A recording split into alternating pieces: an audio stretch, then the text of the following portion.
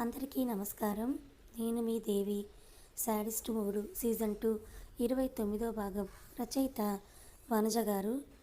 మరుసటి రోజు ఇంకా డైలీ అతను ఆఫీస్కి వెళ్ళాలి కాబట్టి కొంచెం బద్ధకంగా కొంచెం బాధ్యతగా నిద్రలేచిన అభి ఆఫీస్కి రెడీ అయి వెళ్ళేసరికి మేనేజర్ ఒక గుడ్ న్యూస్తో రెడీగా ఉంటాడు. మీరు నిన్న సెలెక్ట్ చేసిన వాళ్ళ లిస్ట్ ఇచ్చేస్తే ఎల్లుండి వాళ్ళకి జాయినింగ్ లెటర్ సెండ్ చేస్తానని చెప్పడంతో ఇక మనసు ఆగలేక ముగ్గురు నేమ్స్ అయితే చెప్పేశాడు అభిరామ్. వాళ్ళలో జానకి పేరు ఉండకుండా ఉంటుందా? ఛాన్సే లేదు కాబట్టి జానకి కూడా ఫ్రెషర్గా ఎస్టీఏ కంపెనీలో జాయిన్ అయిపోతుంది.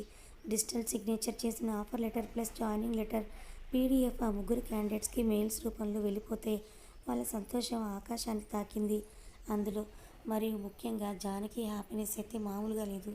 ఇంట్లో వాళ్ళకి ఆ రోజు తనే వంట చేసి పెట్టి ఈశ్వరి ఇంకా అజిత్లను కూడా పిలిచింది. జగదీష్ అయితే చిన్న కూతురు కూడా సంపాదిస్తోందని హ్యాపీనెస్తో ముందు ఇక పెళ్లి చేసేద్దామని అనుకున్నాడు. కానీ పెద్ద కూతురు వైపు చూసి ఆ పని విరమించుకొని చిన్న కూతురికి ఇంకొన్ని రోజులు ఫ్రీడమ్ సింగిల్ లైఫ్ ఇవ్వాలనుకున్నాడు. మేబీ అదే జానకి లైఫ్కి మైనస్ పాయింట్ అయిందేమో.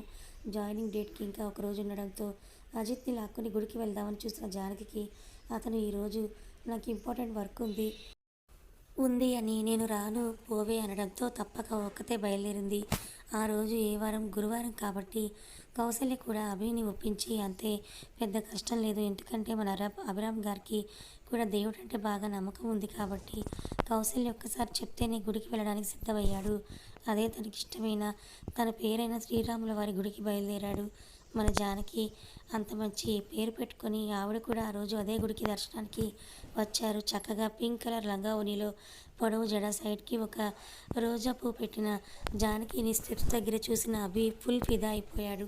కానీ అతని మైండ్ ఒకసారి అజిత్ కూడా వచ్చాడేమో అని చెక్ చేయమని చెప్పడంతో చుట్టూ చూసిన అభిరామ్కి ఎవరు జానకి కోసం వచ్చినట్టు తెలియకపోవడం, పైగా ఆమె ఒక్కతే స్టెప్స్ ఎక్కుతూ వెళ్ళిపోవడంతో ఎవరూ రాలేదని కన్ఫర్మ్ చేసుకున్నాక ఆమె వెంటే అడుగులు వేశాడు అభిరామ్.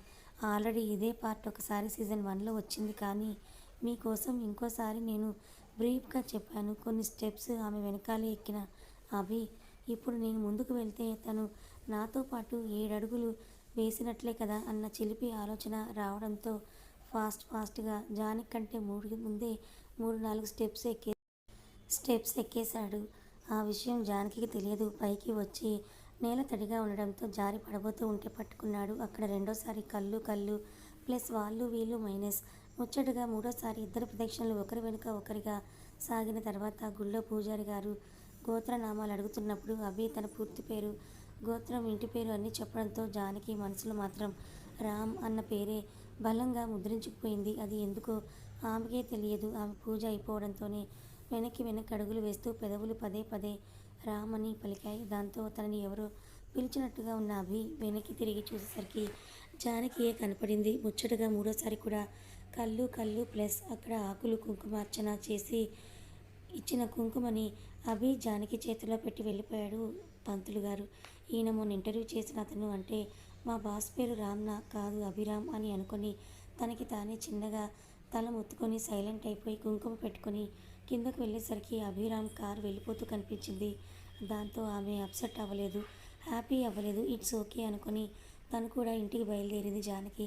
ఇక్కడ ఆఫీస్కి వచ్చిన అభిరామ్ పదే జానకి రూపమే అతని కళల్లో మెదులుతూ ఉంటే మేనేజర్ని పిలిచి ఫ్రెషర్స్ క్యాండిడేట్స్కి జాయినింగ్ డేట్ ఎప్పుడు ఇచ్చారని అడిగాడు. అతను అడిగాక అబ్బా ఈరోజు ఇచ్చి ఉండొచ్చు కదా, ఈరోజు జాయిన్ డేట్ అయి ఉంటే నా జానకి హాఫ్ శారీలో ఇక్కడికి వచ్చేది అని అనుకుంటూ మురిసిపోతున్న టైంలో మేనేజర్ స్వయంగా అజిత్ని పిలుచుకొచ్చి సార్ అని పిలిచాక తలెత్తి చూసిన అభికి అజిత్ని చూసి అభి కనుబొమ్మలు ముడిపడితే అజిత్ మాత్రం బాస్ అన్న గౌరవంతో చూశాడు అభిరామ్ని. సార్, ఇతను 2 years నుంచి మన కంపెనీలో వర్క్ చేస్తున్నాడు. ఒకసారి చైర్మన్ సార్ మీకు ఇతన్ని పరిచయం చేయమని చెప్పారు. మన కంపెనీలోని డెవలపింగ్ వింగ్లో మంచి efficient and skilled person sir అని ఇతను మేనేజర్ చెప్పేసి వెళ్ళిపోయాక గుడ్ మార్నింగ్ సార్ అని వినయంగా చెప్పాడు అజిత్. ఓకే మార్నింగ్ అని అంటూ ఇద్దరు ఎదురెదురుగా ఉన్నారంటే అవి సీట్లో ఉన్నాడు. అజిత్ అతని ముందు నిల్చొని ఉన్నాడులేండి. బేసిక్ క్వశ్చన్స్ కొన్ని అడగాలి కాబట్టి ఏం చదువుకున్నారు, స్కిల్స్ ఏమేమి, ఈ 2 yearsలో ఏమేమి ప్రాజెక్ట్స్ని లీడ్ చేశారంటూ కొన్ని అడిగిన తర్వాత అజిత్ వెళ్ళబోతూ ఉంటే వెయిట్ సెకండ్ అని చెప్పిన Abhiram do you know Janaki అని అడిగాడు అజిత్ని. దాంతో ఈసారి అజిత్ కనుబొమ్మలు ముడిపడితే ఎస్ అని చెప్పాడు.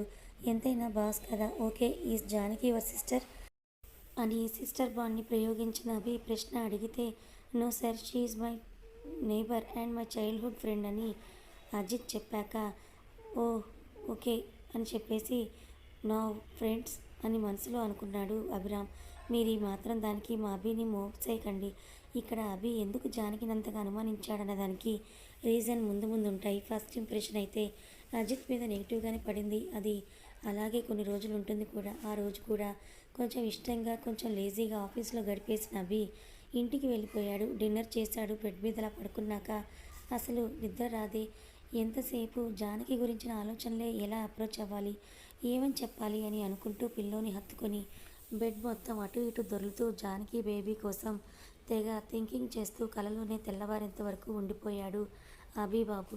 అందరికీ జరిగేలాగే ఎర్లీ మార్నింగ్ పడుకున్న అభి ఆ రోజు లేటుగా నిద్ర లేవడంతో ఫాస్ట్గా స్నానం చేసి ఒక సూట్ తగిలించుకొని కశ్యప్ని కూడా తర్వాత రమ్మని చెప్పి ఇంట్లో టిఫిన్ కూడా చేయకుండా ఆఫీస్కి అయితే వెళ్ళిపోయాడు.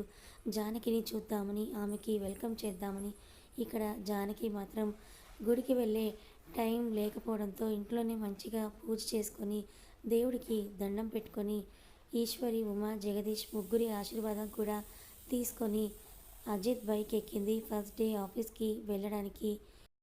Green and gold colour combination Anarkali, అల్లిన జడ, మెల్లో ఉన్న చిన్న chain, simple gold ear rings, ఒక చేతికి బ్రాస్లెట్, ఇంకా చేతికి వాచ్. ఆమె హైట్ మరీ తక్కువ కాదు కాబట్టి ఇతనికి సెట్ అయ్యే ఫ్లాట్ చెప్పులు. చాలా సింపుల్గా అండ్ ఎలిగెంట్గా ఉంది మన జానకి లుక్. అజిత్ త్వరగా వెళ్ళు, ఇప్పటికే 10 minutes లేట్ అయిపోయిందని జానకి తొందరగా చేస్తూ ఉంటే, అరే ఉండవే బాబు, నేను రోజు వెళ్ళే టైంకే కదా నిన్ను ఎప్పుడూ తీసుకెళ్తున్నాను, ఎందుకు అలా అరుస్తున్నావని అంటూ బైక్ స్పీడ్ అమాంతం పెంచేశాడు. సో వన్ సైడ్ కూర్చున్నందుకు పెద్దగా ప్రాబ్లం ఏమీ లేదు జానకి. సో వాళ్ళ మధ్య మీరు ఎక్స్పెక్ట్ చేసిన ఎలాంటి థింగ్స్ జరగవు. అభి ఆఫీస్కి వచ్చిన తర్వాత కూడా ఇంకా జానకి రాకపోవడంతో మేనేజర్ని పిలిచి వెంటనే ఈరోజు రిపోర్ట్ చేయాల్సిన క్యాండిడేట్స్ వచ్చారా అని అడిగాడు. వచ్చారు, ఇంకా ఒక అమ్మాయి రావాల్సింది అని మేనేజర్ చెప్పడంతో, ఓకే వాళ్ళు వచ్చాక నాకు పంపించు ఒకసారి అని చెప్పేసి జానకిని ఆఫీస్కి వచ్చాక ఫస్ట్ తనే చూడాలని చెప్పి గేట్ ఎంట్రన్స్ దగ్గర నుంచి సీసీ క్యామ్ ఓపెన్ చేశాడు అభి. అందులో పార్కింగ్ ఏరియా కూడా ఉండటం ఎవరి దురదృష్టమో 10 నిమిషాల అతని నిరీక్షణకి వచ్చింది జానకి. ఒకతే కాదు, బైక్పై అజిత్ కూడా ఉన్నాడు. దాంతో ఇక ఆల్రెడీ తెల్లగా ఉండే అభి రామ్ మొహం ఈసారి రెడ్ టమాటోలా అయిపోయింది. మన అభిబాబులో జస్ట్ పర్సూనెస్ మాత్రమే, అనుమానం కాదు. అదృశ్యం చూడగానే వెంటనే ఆఫ్ చేసి సైలెంట్ అయిపోయాడు. జానకి కూడా వచ్చాక మేనేజర్ చిన్నగా ఎందుకు లేట్ అయిందని విషయం అడిగి రేపటి నుంచి లేట్గా రావద్దని చెప్తూ ముగ్గురిని తీసుకొని అభి క్యాబిన్లోకి వెళ్ళాక 1 month ట్రైనింగ్ ఉంటుందని చెప్పి ముగ్గురిని తనకు విజిబుల్ అయ్యే పక్కనే ఉన్న గ్లాస్ డోర్ క్యాబిన్లో అలర్ట్ చేశాడు అభిరామ్. ఒక మంచి లేడీ ట్రైనర్ని పెట్టి వెళ్ళిపోతున్న మేనేజర్ నాపి, మన కంపెనీలో క్యాబ్స్ ప్రొవైడ్ చేయరా అని అడగటంతో, ఎందుకు లేదు సార్, చాలామంది లేడీస్ అండ్ జెంట్స్ క్యాబ్స్ని ప్రిఫర్ చేసేవాళ్ళు ఉన్నారు అని వద్దని చెప్పారని మేనేజర్ చెప్పడంతో, రేపటి నుంచి వాళ్ళ ముగ్గురికి కూడా క్యాబ్స్ ప్రొవైడ్ చేయండి అని అభిరామ్ చెప్తే, సార్ అది ఆ ప్రాజెక్ట్లో ఉన్న వాళ్ళకి మాత్రమే క్యాబ్ అలవెన్స్ ఉంటుంది, బట్ వీళ్ళు freshers, so company can't provide అని మేనేజర్ అంటూ ఉంటే, అది చెప్పిన అభి సీరియస్నెస్కి జడుచుకున్న మేనేజర్ ఓకే సార్ అని చెప్పి వెళ్ళిపోతుంటే, ఇదంతా తమరి యువరాణి కోసమేనా అంటూ గ్లాస్ డోర్ వైపు చూస్తూ అభి క్యాబిన్లోకి ఎంటర్ అయ్యాడు కశ్యప్. మరి కాదా, తను అలా వాళ్ళ ఫ్రెండ్ బైక్లో రావడం నాకేం నచ్చడం లేదు, అందుకే క్యాబ్స్ని ప్రొవైడ్ చేస్తున్నానని అభి అంటే, నాకు కూడా ఇందాకే తెలిసింది, అజిత్ చెప్పాడు తన ఫ్రెండ్ అంట, బట్ అజిత్ మంచోడే అభి అని కశ్యప్ అంటే, నాకు తెలుసులే ఎవరు మంచోళ్ళో అని చెబుతూ ఫ్రెండ్స్ ఇద్దరు కూడా వర్క్ని షేర్ చేసుకుంటూ ఎక్స్పీరియన్స్ ఒకరిదొకరు తెలుసుకుంటూ ఆఫ్టర్నూన్ వరకు గడిపేస్తే ఇంకేంటి మరి నెక్స్ట్ స్టెప్ అని అడిగాడు కశ్యప్. ఏముంది, ఏం లేదు, ఈవినింగ్ వరకు ఉండేసి ఇంటికి వెళ్ళడం, రేపు ఎలాగో వీకెండ్, సో 2 days ఎంజాయ్ అని అభిరామ్ అంటుంటే, నీ డేటాలో నెక్స్ట్ ఏంటి అని కాదు నాన్న, నీ లవ్లో 2 steps అయిపోయాయి, నెక్స్ట్ 3rd step ఏంటి అని కశ్యప్ అడగటంతో, ఏముంది ప్రపోజ్ చేసేయడమే అని చెప్పాడు అభిబాబు. హలో సార్, కొంచెం ఆగండి, ఇదేమీ మీరు చదువుకొని వచ్చిన న్యూజెర్సీ కాదు, ఇలా చూసి అలా ప్రపోజ్ చేసి ఓకే చెప్పి డేటింగ్ నాట్ ఓకే చెప్తే ఇంకొకరిని వెతుక్కోవడం లాంటివి జరగడానికి హైదరాబాద్ కాబట్టి మీరు ముందు ఆ అమ్మాయితో ఫ్రెండ్షిప్ చేయండి, మంచిగా మాట్లాడండి, నమ్మకం కుదర్చాలి, ఆ తర్వాత మనసులో విషయం చెప్పాలి, ఎప్పుడు ఆ అమ్మాయి మనసులో ఇంకెవరూ లేరని నీకు కన్ఫర్మేషన్ వస్తుందో అప్పుడు అని కశ్యప్ క్లియర్గా ఎక్స్ప్లెనేషన్ ఇస్తుంటే, నాకింత డీటెయిల్గా చెప్తున్నావంటే ఆల్రెడీ నువ్వు ఆ ప్రాసెస్ స్టార్ట్ చేసావనుకుంటా అని అభి అంటే, ఫ్రెండ్ని అనుమానిస్తే కళ్ళు పోతాయిరా, చిచ్చి అలాంటిదేమీ లేదు నాకు అని చెప్పి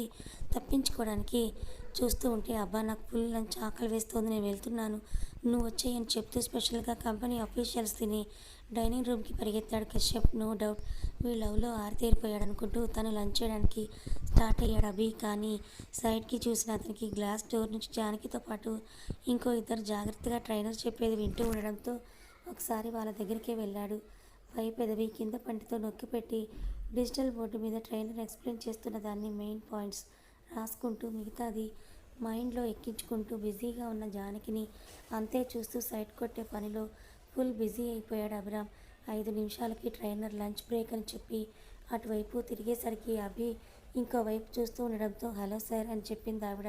దాంతో ప్రెషర్స్ కూడా అలర్ట్ అయ్యి లేచి నిలబడితే అది మాత్రం జస్ట్ చెకింగ్ అని చెప్తూ వాళ్ళ ముగ్గురు దగ్గరికి వచ్చి స్పెషల్గా జానకి రాస్తున్న నోట్స్ తీసుకొని అటు ఇటు తిప్పి చూశాడు. Not bad, good listening skills and nice hand writing, keep on going అని చెప్పి అభి తన లంచ్కి వెళ్ళిపోతే జానకి అతను అంత దగ్గరికి రావడంతో ఫస్ట్ కొంచెం టెన్స్ అయిన తర్వాత నార్మల్ అవుతూ లంచ్ కోసం తను కూడా క్యాంటీన్ దారి పట్టింది. వీకెండ్స్లో ఎవరి బిజీలో వాళ్ళు ఎంజాయ్ చేసిన తర్వాత మండే ఫ్రెష్గా ఆఫీస్కి వచ్చారు స్టాఫ్ మొత్తం కూడా. అప్పటికే జానకి మిగిలిన ఇద్దరిలో ఒక అమ్మాయి పరిచయం అవడంతో ఇద్దరు కలిసి ట్రైనింగ్ క్లాస్కి అటెండ్ అయ్యి జాగ్రత్తగా నోట్స్ రాసుకుంటూ ఉంటే వాళ్ళని అబ్జర్వ్ చేయడం మన అభిబాబు పని. వెంటనే ప్రపోజ్ చేద్దామనుకున్నాడు కానీ కశ్యప్ చెప్పింది కూడా కొంచెం ఆలోచించి, ఓకే ఫ్రెండ్షిప్ మాటలు తిరగటాలు ఇవన్నీ మన వల్ల అవ్వవు, my wife is not just my wife, next మొన్న మా వంశానికి మమ్మీలాగా అన్నీ చూసుకునేది అయి ఉండాలి, సో ఎందుకు తొందరపడడం, ఇవన్నీ తనని అబ్జర్వ్ చేస్తే పోలా అని అనుకుంటూ మనసులో పెరుగుతున్న ప్రేమని పెంచుకుంటూ పోతూ ట్రైనింగ్ 1 మంత్ జానకిని అబ్జర్వ్ చేయడమే పనిగా పెట్టుకున్నాడు అభిబాబు.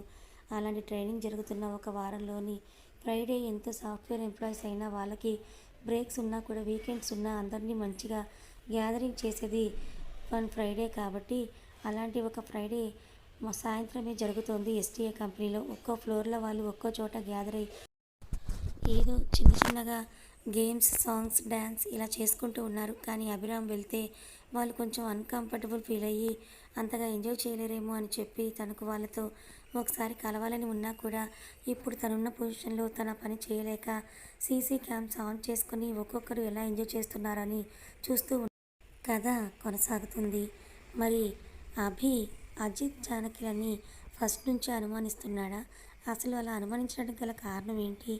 కానీ తర్వాత మాత్రం తన ప్రేమతో దగ్గరయ్యి తనని పెళ్లి చేసుకున్నాడు కదా. మరి అభి జానకిని ప్రేమిస్తున్న విషయం జానకికి తెలిస్తే తన రియాక్షన్ ఏంటి తెలుసుకోవాలనుకుంటే ఛానల్ని ఫాలో అవ్వండి. కథ నచ్చితే లైక్ చేయండి. Thank you so much.